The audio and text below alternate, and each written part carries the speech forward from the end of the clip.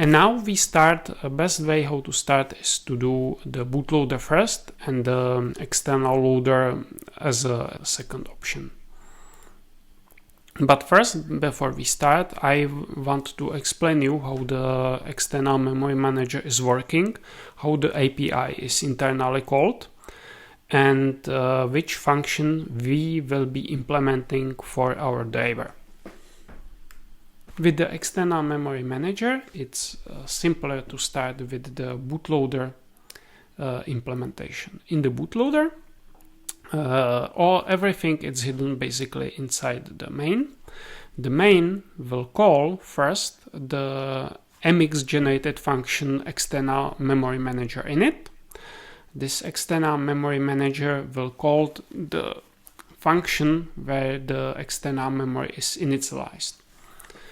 Then the external memory manager ends, the initialization ends, and it's going into the boot of the application. And the boot of the application first map the memory. So he's trying to map the memory, so he will go into the memory manager functions, switch into the memory map mode. In case that we're using the load and run, which we not, we're using execute in place. In case we're using the load and run, he will call the init to initialize the memory, not in our case. And when the memory is mapped, he simply go into the function jump to the application. When he is trying to check on which area the application is located, the location of the memory, and he simply jumps there. So it's very simple. There is no many functions which need to be implemented inside the bootloader, mainly the init, the memory map mode, and the get map address, and optionally the init.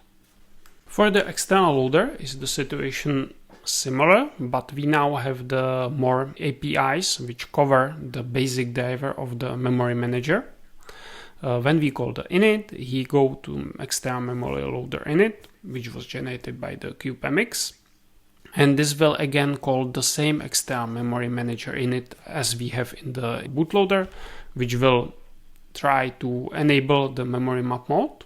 After this is done, he will call the external memory init like in the bootloader. The rest of the operations, the write, mass arrays, and the sector arrays are quite similar.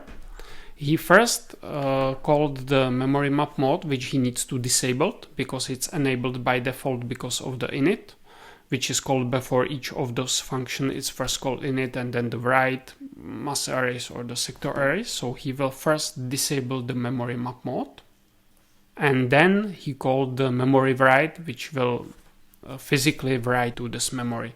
And the arrays is similar. First disable the memory map mode, then do the mass arrays and the arrays all the data from the memory, or do sector arrays and arrays only few sectors from the memory.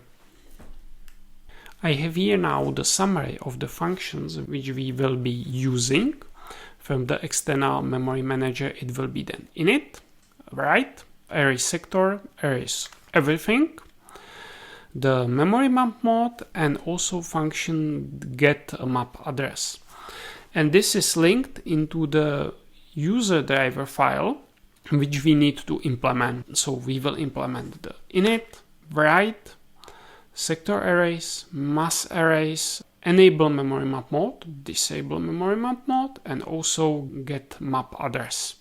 So this is what we need to create.